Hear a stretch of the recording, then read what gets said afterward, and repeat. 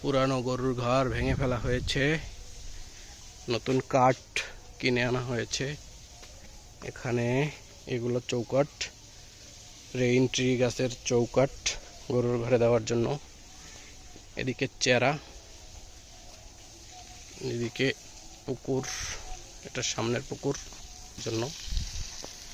এরপরে এই যে পুরানো সাপ্লাই, এটাকে ভেঙে ফেলা হবে। ক্যামেরাটা দূরে দেওয়া হলো, আব্বাই পানি দিতে আছে। এই যে মাঝখানে বালি ফিলিং করা হবে। এটা গরুর ঘরের, নতুন গরুর ঘর যেটা হবে সেটা। ওদিকে আমার বটবডি নছিরান দেখা যাইতেছে। এখন এখানে পানি দেওয়া হচ্ছে।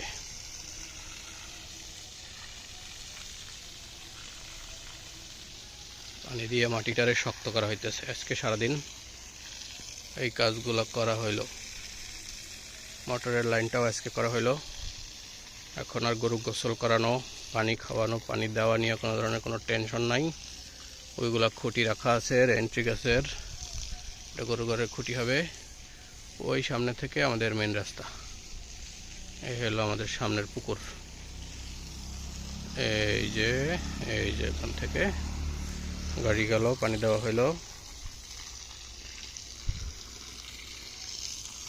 এখান থেকে ওই সাইড দিয়ে গরুর জন্য রাস্তা হবে, এটা আমাদের রাস্তা। এখান থেকে গরু হাঁটবে না। পুরনো ইটগুলো উঠাই ফেলা হয়েছে। এই হলো অবস্থা, পরিস্থিতি।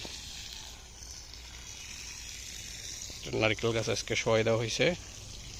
এটা দিয়া ঘরের আড়া বানানো হবে গরুর ঘরের। এই হলো অবস্থা।